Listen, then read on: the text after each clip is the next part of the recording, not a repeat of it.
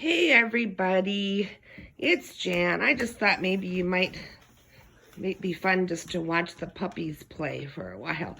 So here's the thing. Today it's a full moon in Cancer and everybody's emotions are kind of high, and I realize the dogs are in a great mood. But I even had this most really just long day. There was hardly anybody coming in the store. It was nobody in town. It was just a slow day. Everything I tried to do seemed like it wouldn't work. Like I was fixing some picture frames and stuff, and I kept dropping stuff, and the nails weren't going in straight. I tried to put some coat hooks on this thing I was making, and then the screw part of it broke off, and I had to try to take it out with some kind of a tool. It was a crazy day, guys. So then I got to thinking. I thought, well, how is everybody else doing, and how are you guys feeling? And I know that with the Cancer moon, sometimes it can be very emotional for people, because the moon really does affect our emotions. And I'm not any great astrologer or anything like that, although I just noticed that that when the full moon, I usually can't sleep very well. It does affect my body for sure. So anyway, I just want to say that I hope you guys are all doing okay. And if you are feeling emotional, kind of like I was today, I hope that it passes with this full moon, and that you will feel better tomorrow. Let's all hope we feel better tomorrow. So anyway, then I was just thinking about, sometimes the beginning of the year, we all have goals, or we think about our life and what we want to do with our life, and, maybe some change is what we need or whatever. And I was thinking about that too, and I was kind of getting down on myself. I was thinking, well, why am I even doing a YouTube channel? I don't have a lot of time, but I do like connecting with everyone, and I really appreciate my subscribers and your great comments and stuff. And I was thinking about all of us people that are psychics or mediums, and, really we just want to help. But then I thought, well, why am I doing this if it can't help? If it can't help. I mean, I think it's interesting to, you always learn something new. I mean, I guess what I want to tell you is that with me doing readings, especially speaking to people and spirits that have passed on, that I've learned a lot. I really learned a lot, like, just death itself. I did a reading for my brother a couple years ago, and my brother's living, but he had a friend that had passed away, and he was going to Fargo, North Dakota to visit this friend, because he had cancer and was like in the last stages of life. And then he came, drove a couple hours to come see me, and he stayed with me a few days, my brother. And while he was at my house, he got the phone call the very next day that his friend he had just visited had passed. And when he had visited his friend, he was kind of in a, he was asleep, and he was in a kind of a comatose state. So my brother felt like his friend Jeff didn't even know he was there, but I knew that he did know. And so I gave my brother a reading, and his friend Jeff had just crossed over, like within hours. We did the reading, and it was so amazing, guys. It was I learned so much from that reading. His friend Jeff came through loud and clear, and he said, I knew you were there. He said to my brother, he said, I knew you were there. Even though he wasn't conscious, he knew my brother was there to visit him. And it was interesting, because in this reading, my brother was supposed to do the eulogy at his funeral, and so he ended up, giving my brother ideas on what to say at his funeral. And he also described the moment of death, which I thought was really fascinating. He said, and this, I'd never heard this before anywhere, but Jeff said that he thought that his life wasn't that good, but the moment that his spirit left his body, that very moment, he said that he felt that release of the pain, of course, but he said that he realized almost immediately that his life was pretty good, and that you know, he just for some reason couldn't see it while he was alive. But as soon as he left his body, that he realized almost immediately that, you know, he had a pretty good life. He had been a photographer, and he'd been to lots of different places, and, you know, taken a lot of great pictures, and he really enjoyed that. But here's the thing that I really thought was fascinating, was that he explained what transformed when his spirit left his body. And the way he put it, the way he described it, he said that he called it the Big Bang. Now, I thought that was really weird how he versed that, but he said that when it was like the Big Bang. And I said, well, what do you mean? And he said, well, it's kind of like the same thing as conception, when the egg and the sperm unite and there's a spark. He said it's very similar when your spirit leaves your body. And I thought, wow, that was fascinating. Well, anyway, he went on to talk a little bit about his life and his experiences in spirit, and that he was still earth, you know, he hadn't gone to the light yet, but he was planning on it. And he was talking to my brother about the funeral, and then at the end of the reading, he just said to my brother, he says, well, Ron, I'll see you at the funeral, at my funeral. And he said it so cheerfully. It was really interesting. So anyway, my brother did go to the funeral, and he did, I guess he gave an awesome eulogy there, and everybody, you know, said that just like something that Jeff would have wrote himself. And so it was really fascinating. And then the other thing I've learned is that that in heaven, and after you go to the light and you go on to heaven, that a lot of the spirits seem to be in a families, with their families. You know, when I do readings and my mom or my dad come through, I see them there together with all my aunts and uncles and all the other ones that have passed. And Kirby loves my scrunchie. I'm not going to let him have it, but he likes to play tug-of-war with it. So anyway, and I got to tell you a really funny story. A couple years ago, I'd been working so hard at my store, and, you know, had accomplished a lot. You know, we started out with just this 6,000 square foot building, and we only had 6 booths set up at the time, and then I was renting out booths and taking consigners and all this stuff. But anyway, I asked my dad, I was talking with my dad in spirit, and he said, I asked my family, I said, well, what do you think about all the stuff that I've done at the store in the last couple years? And so now this is just goes to show you that spirit can have, you know, a sense of humor too. So I was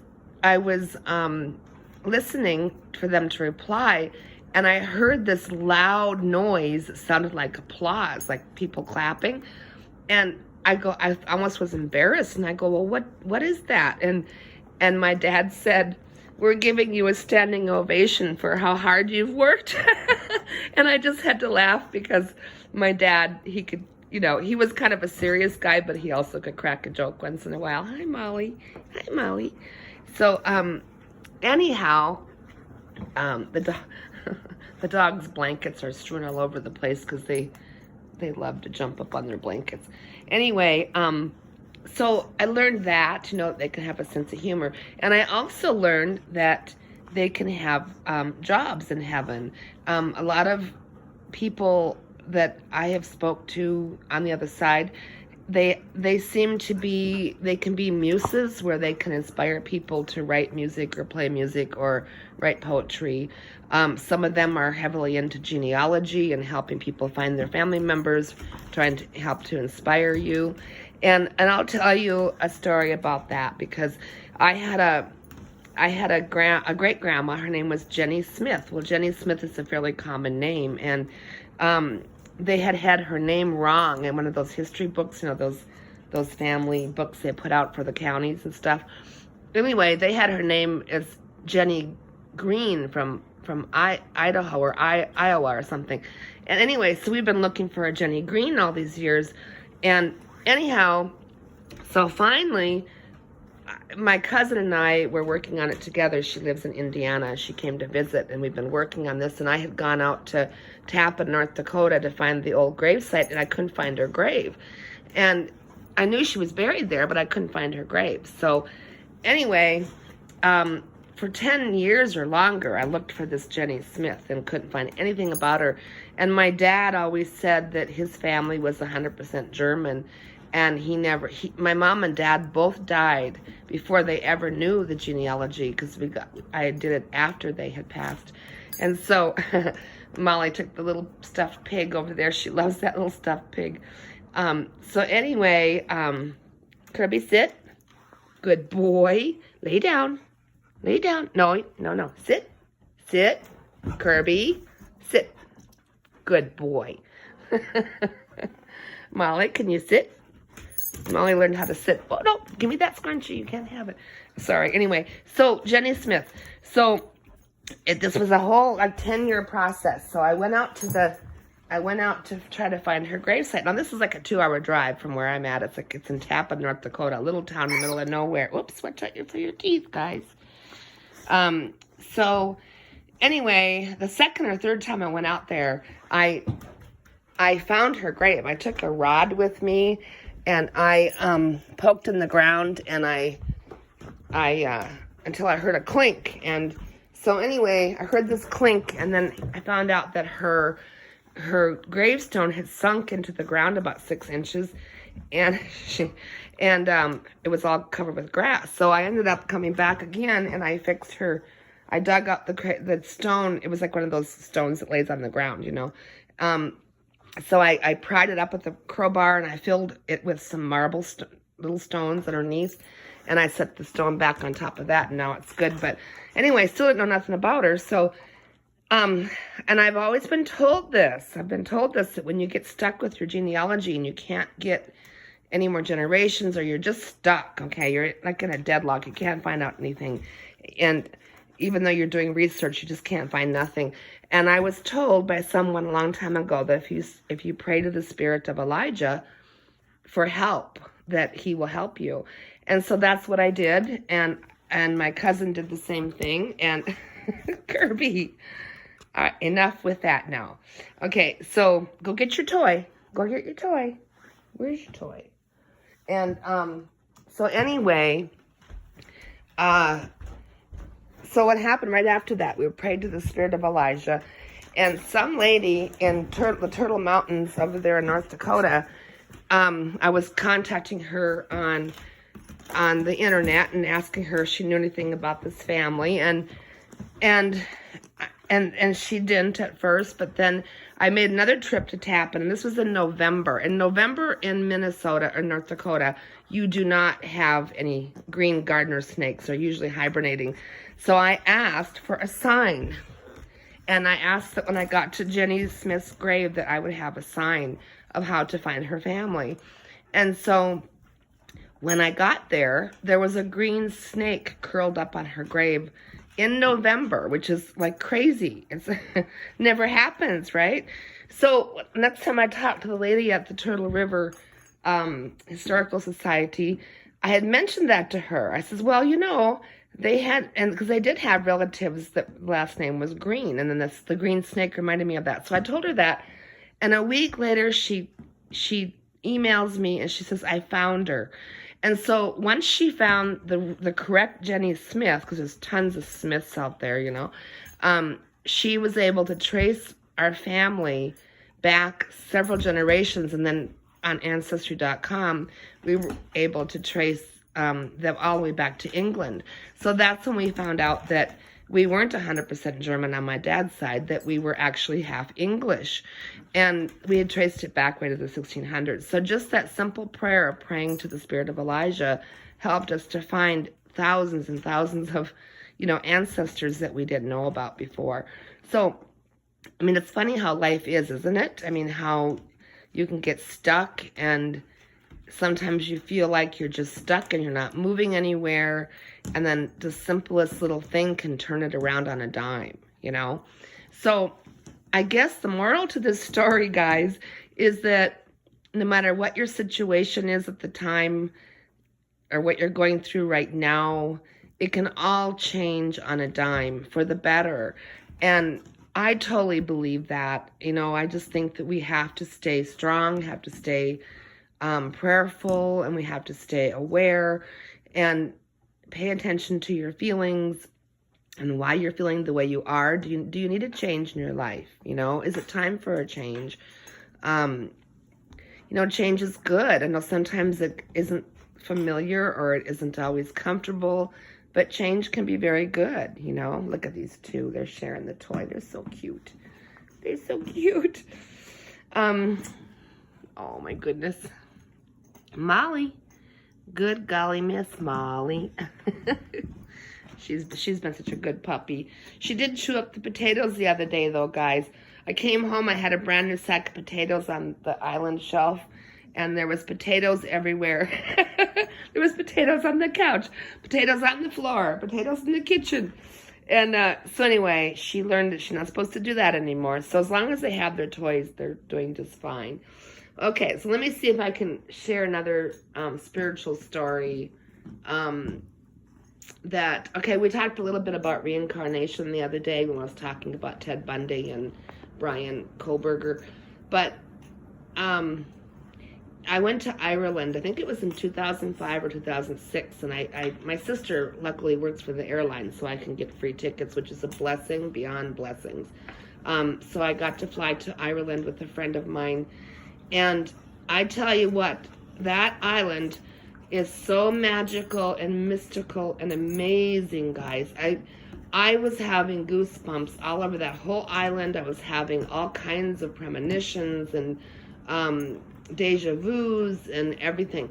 So we went to this place called the Belvedere House, which is a very interesting story. It's about the jealous husband that built the jealous wall and the two castles, and he had his wife locked up in the tower. If you ever get a chance to read about that, it's very, very fascinating.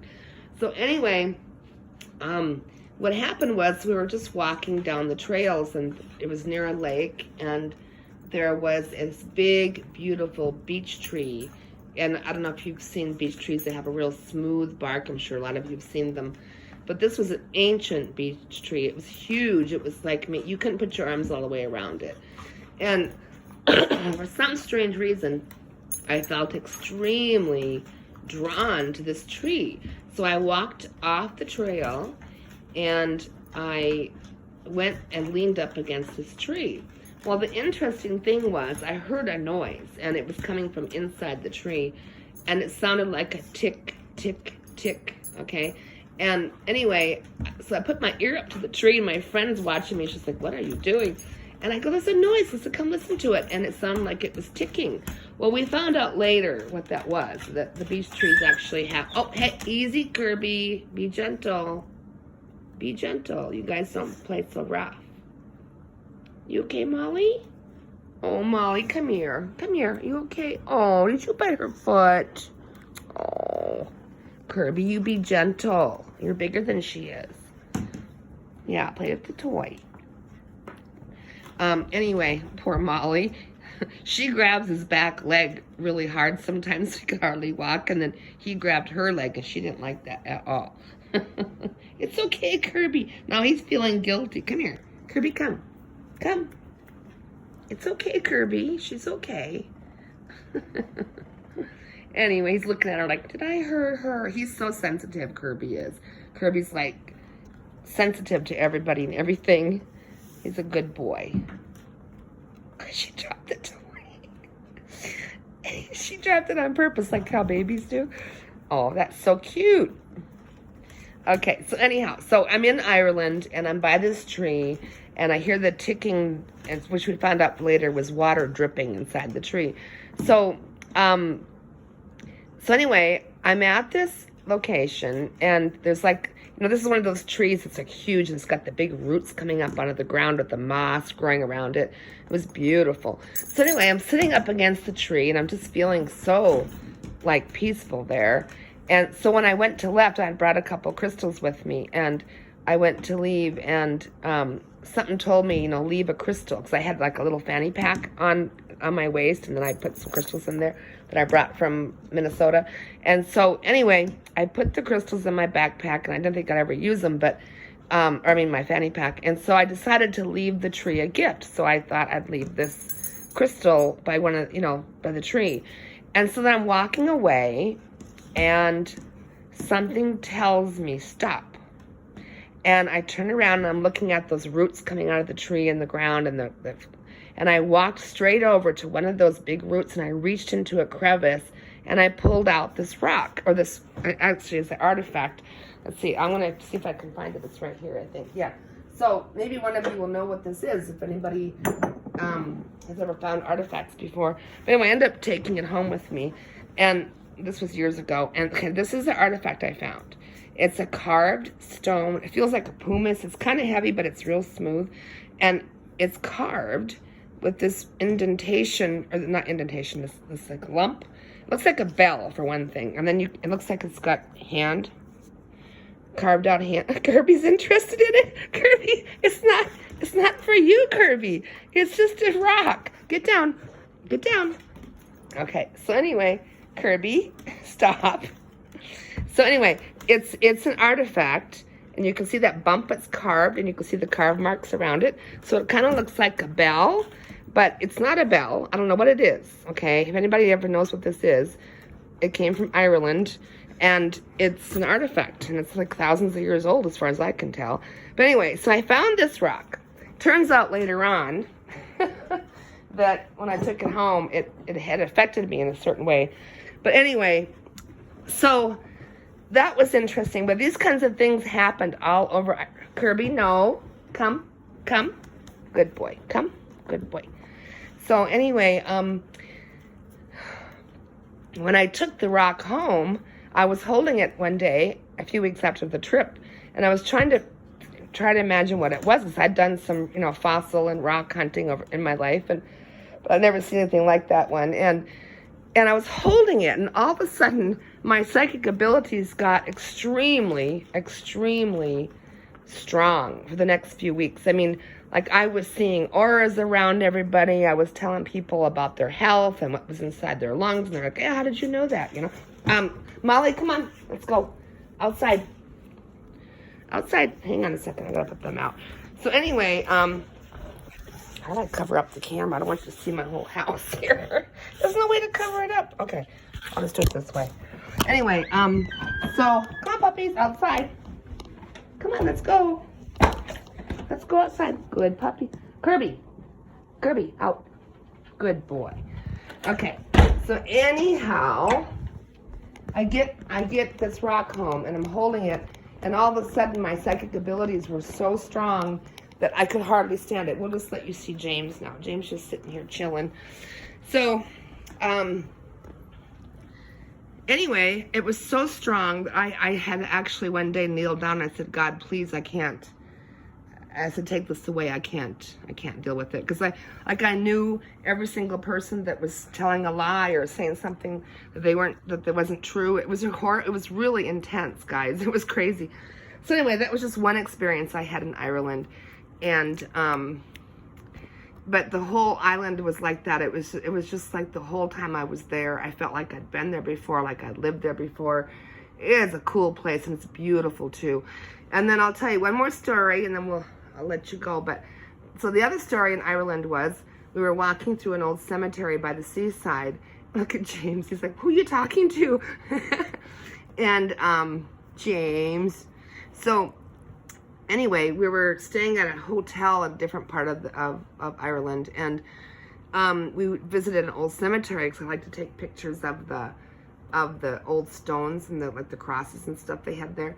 And so we're walking through the cemetery. I didn't really sense anything too weird, but then we got back to the hotel, and we had 2 twin beds in that particular hotel, and we just turned the light off to go to sleep, and all of a sudden it was like whoosh, this white figure with like the white flowing robes and the long flowing white hair was in my face. And it was dark because we turned the lights off, but I could see it in my face, just whoosh.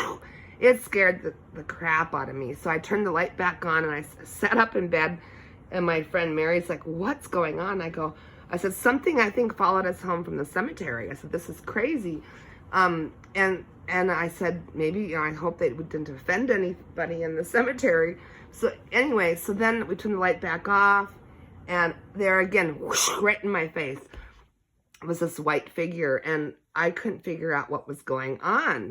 Why was they upset with me? Because we walked to the cemetery room, took pictures, or what? So then turned the light off again, a third time again, whoosh, right in my face, and it scared me. So I sat up and I said, okay, we got to figure this out. So I kind of prayed about it, and I was like, oh, he's upset because we're not from here, and we walked around the graves and we took pictures, and he was upset. And I don't know why he's upset, but anyway, so what I said out loud was, I said, I'm sorry, we did not mean to offend you. I said, we're not from here. And I said, we were just looking at the stones. And I just said we were sorry, whatever I did to offend you. And so then I turned the light off again, and he was gone. Well, the very next day we went to a rock shop, and that's where we learned. They had these little handout flyers, where you could pick up, and when you're buying rocks, you pick up a flyer. Well, one of the flyers had the story of the beech tree, and anybody from Ireland will probably know this is completely true. But the beech tree is known as a healing tree and a sacred tree, and that's where I learned that it has water dripping inside of it, and that's what that ticking sound was that we found out. And then they also, to my surprise, had this flyer of this white figure with the long white robes and the long white hair, and he's called the guardian of the cemetery. Go figure that. I could not believe it. So anyway, this guardian of the cemetery had followed us back to the hotel and was upset with me about something. And so that's what it was. And so anyway, I just find Ireland to be fascinating. I know I've got a couple subscribers from there, but I would love to come back and visit someday, because I didn't get to go down to County Cork. We were mostly in the central and, more, not all the way north, but, more the central part of the state, and, or of the country. But it was beautiful. I was there in October, and it was I just loved it so much. So I hope to go back there again someday. Oh, and wait a minute. I forgot to tell you the most important part of our trip to Ireland. When we got there, we had a bed and breakfast booked, but for some reason, the cab driver couldn't find this bed and breakfast place. So anyhow, what happened was he drove around, and we were getting really worried. So he ends up dropping us off downtown Dublin in this old hotel, this big 2-3-story hotel. And so we get there, and we're exhausted because we had this 8-hour flight. Now we've been driving around, and we're want to just get some sleep. So we check into the hotel. There's no elevators, so we lug our luggage up the steps, and we get in our room. There's 2 beds in there, kind of a small room. So Mary and I just both fell asleep. And so when we got up, Mary says, "Did you touch my ankle when I was sleeping?" I says, "No, I didn't even get up." And she says, "Well, somebody grabbed my ankle while I was sleeping." I go, "No." So anyway, we had some weird things going on in the room. So I was like, uh-oh, So I went downtown, I bought a white candle and looked at some shops and came back, and Mary was waiting at the room. And then we lit the candle, and I put a crystal out, and I said, "Whoever's in this room needs to leave." I says, "We're paying customers," and, kind of laughed about it, really. And anyway, so we checked out the next morning, because the plan was we're going to go rent a car and drive around the island, and then we're going to find a bed and breakfast. So as we're checking out, the lady at the front desk, I says, "Is this place haunted? Do you ever have ghosts?" She says, "Oh, no." She says, "But last night we had something weird happen." I said, "What's that?" And she says, "Well, down the hall from you, there's a doctor from India, and he called us about 6 p.m. and said he needed to change rooms because an uneasy spirit came into his room." Well, lo and behold, that was about the same time that I had told the spirit in my room to leave.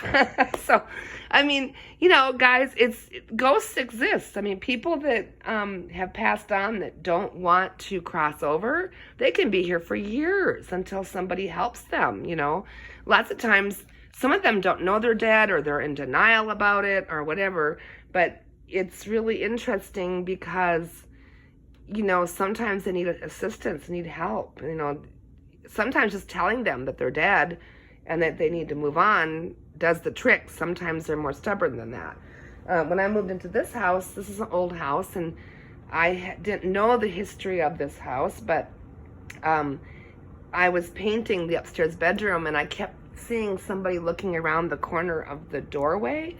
And then I would look, and I wouldn't see nothing, but I kept feeling a presence watching me, and sometimes I'd see a shadow by the doorway.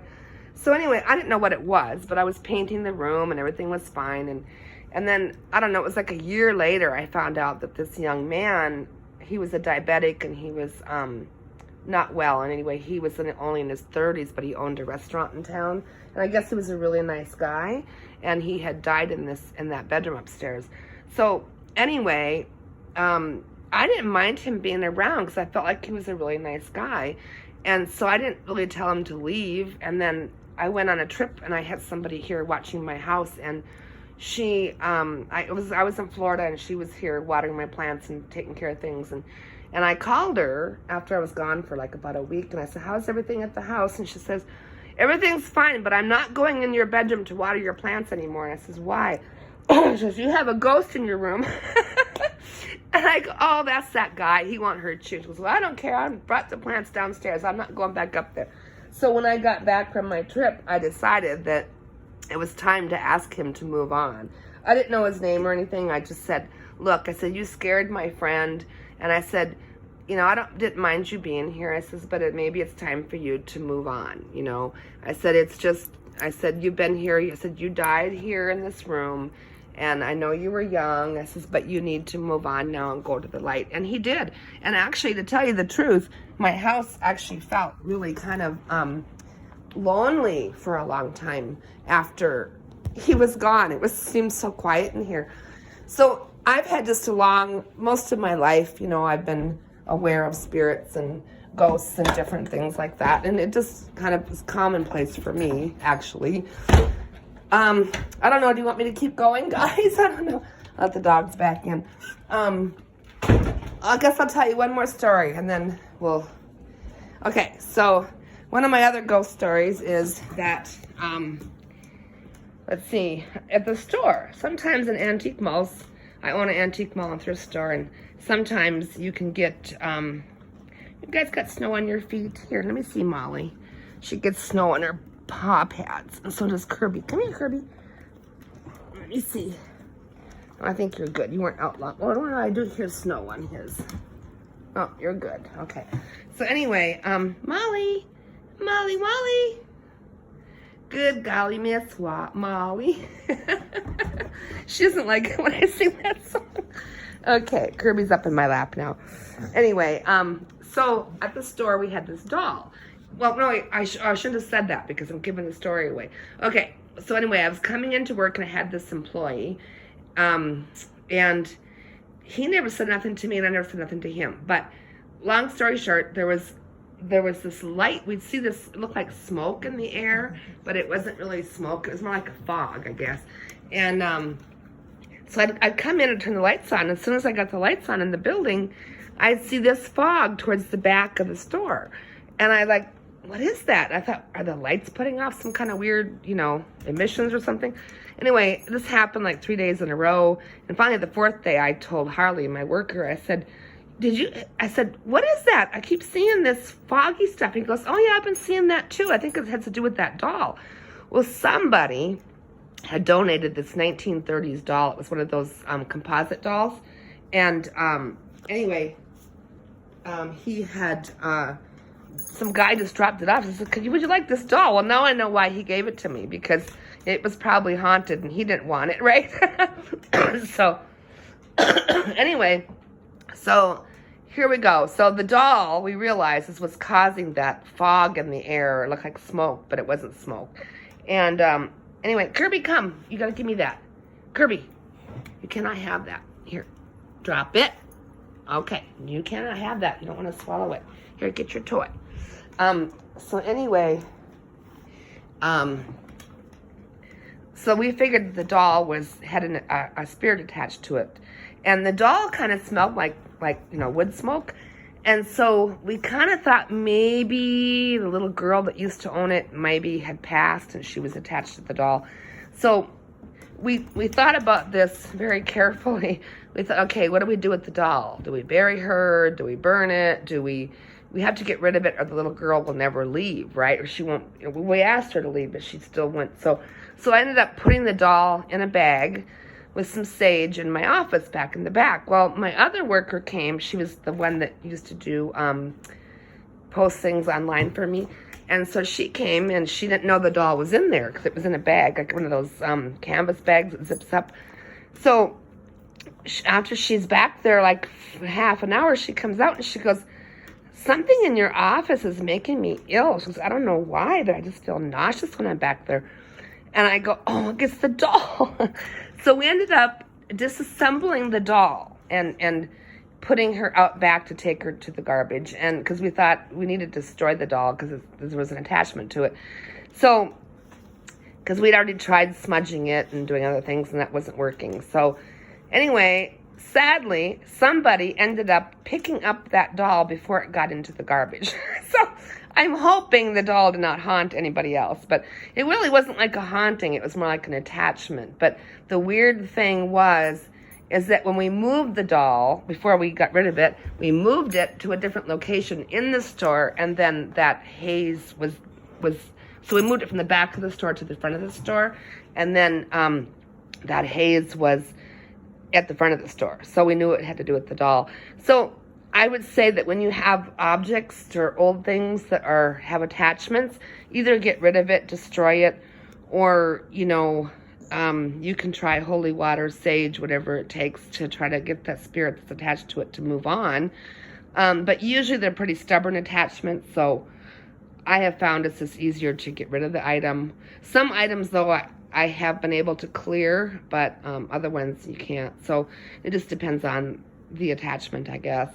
But there's so many different levels and realms and different, well, I shouldn't say realms, but just different levels of the spirit awareness. And you learn as you go. And like I'm learning that I do better at channeling a person that's crossed over than I am at just asking for basic information. Like in the Brian, the murder case of the Idaho 4, like my first reading on that was just asking for information, and I got a couple of things spot on, like that he came in the sliding door and he left the sliding door.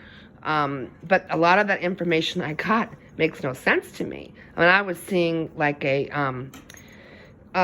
this here camouflage clothing person, but I did figure that out. And so interpretation is so important, because I think with me and my readings, I'm too quick to jump to a conclusion as to what I'm seeing. And I think in the future, I need to not do that, because the camouflage clothing, I truly believe if that really was Brian Laundrie, where did that come from? Brian Koberger's Facebook page, where he had that little icon, of the Molly, no, go get your toy, come on. Anyway, if that was he had a Facebook page, supposedly, allegedly, which I think is turning out to be true now, that he had this icon that looked like a vision of himself that was like it looked like a picture of him, but he was made to look like an older guy with the camouflage clothing and the veterans type hat. And I might have been picking up on that was his Facebook page, that he was injecting himself into the discussions. So seeing that could have meant that. So it's kind of tricky, the interpretation of what you see. You can see this. I see things very clearly, and lots of times when I do clients, it's very, very accurate, But because they can tell me, they'll say, oh yeah, that's exactly right. That's what my ex-husband or my husband did. That's what he owned, or that's what he wore, But when you're doing these cases, you're not getting any feedback at the time. So, hey, Molly, come back with that newspaper. You silly puppy, you cannot eat newspaper. Oh my goodness. So anyway, so she's see, they're just like kids. When you're on the phone, they get into stuff. It's so true, isn't it?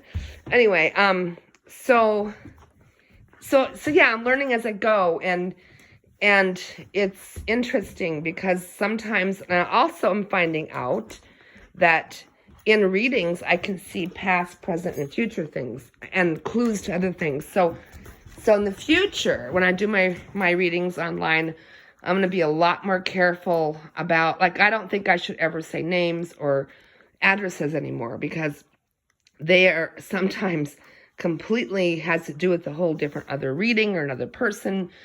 And there's what I call hijackers. And I'll give you an example. When I was doing some readings in my store for some people that would come in there to have readings, I kept getting an Edna would come up in every single reading. And usually when a name comes up when I'm doing a client, Molly, no. Anyway, when a name comes up during a client, I can ask them, well, who's this person? Oh, that's my uncle, or that was my dad, or whatever.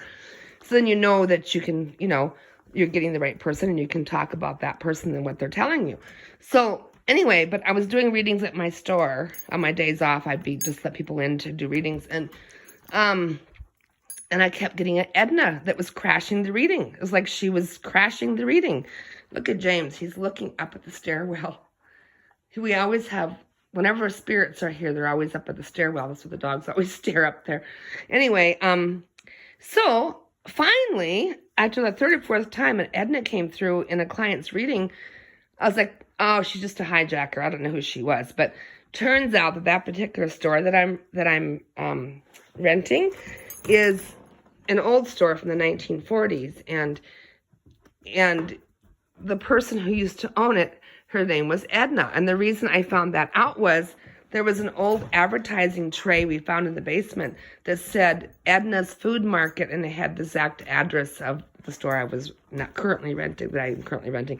So that was really interesting. So then I had to talk to Edna to ask her why she kept hijacking my readings. And she just told me there was something she wanted to tell me about the building, that it used to be what it used to be used for, and that it needed to be cleared and all this stuff, which was so true.